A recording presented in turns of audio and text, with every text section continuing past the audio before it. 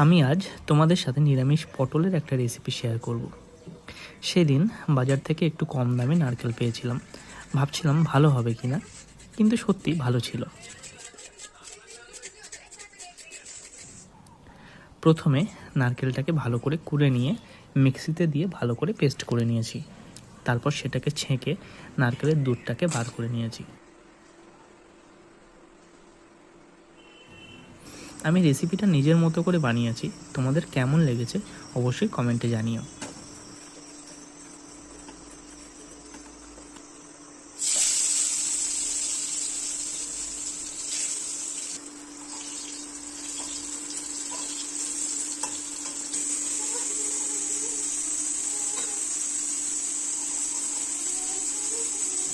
এদিকে পটল আর আলুগুলোকে ভালো করে ভেজে নিয়েছি। আমি একটু সময় নিয়েই ভেজেছি, যাতে পটলগুলো ভালোভাবে ভাজা হয়।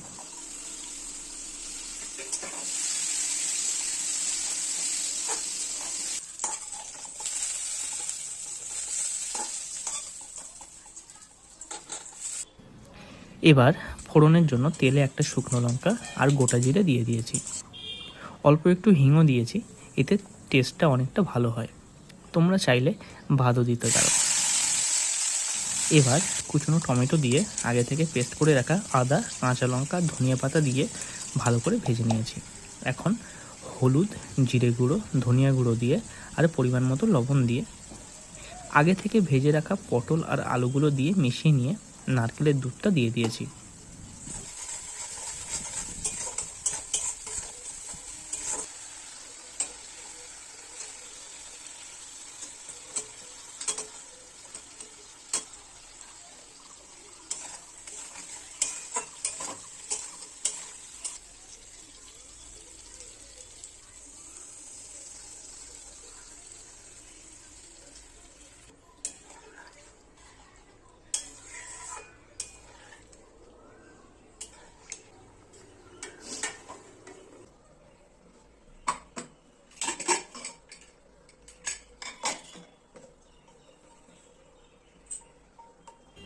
ফুটে উঠলে পরিমাণ মতো চিনি দিয়ে আরও কিছুক্ষণ ফুটিয়ে নিলে রেডি নিরামিষ পটল রসা।